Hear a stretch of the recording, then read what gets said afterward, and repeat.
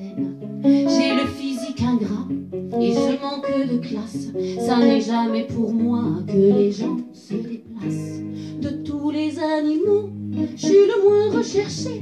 Bien souvent les gardiens me chassent à coups de pied. C'est pourtant pas ma faute si je suis pas exotique, si le bon Dieu ne m'a pas fait photogénique.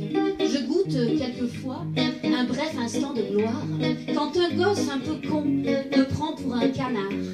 Mais la plupart du temps, je vis dans l'anonymat et j'ai beau exister, on me remarque pas. Je suis un des pigeons du zoo de Vincennes. Des pareils que moi, on en compte des centaines. J'ai le physique ingrat et je manque de classe. Ça n'est jamais pour moi que les gens se déplacent. Je joue les pique-miettes en bordure des cages et j'hérite des restes des bêtes sauvages, de ces stars du moment, reptiles félins qui émerveillent les grands, font rêver les petits qui de leur piédestal, avec condescendance, jettent un regard hagard sur mon insignifiance, un regard égaré pour masquer l'inhumain, de vivre condamné à faire rêver les humains. La panthère assumée à coups d'anxiolytique est devenue peluche, loin de sa douce Afrique. Et la belle Otarie fait tourner des ballons dessus la nostalgie de son ancien lagon. Dis-moi, c'est à quel prix qu'on est sur un photon?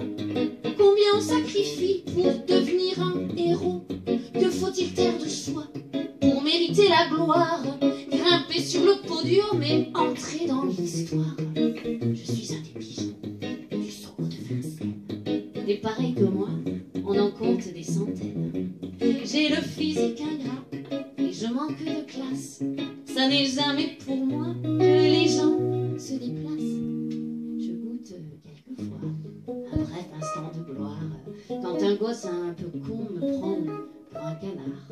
Mais la plupart du temps, je vis dans l'anonymat et j'ai beau exister, on ne me remarque pas.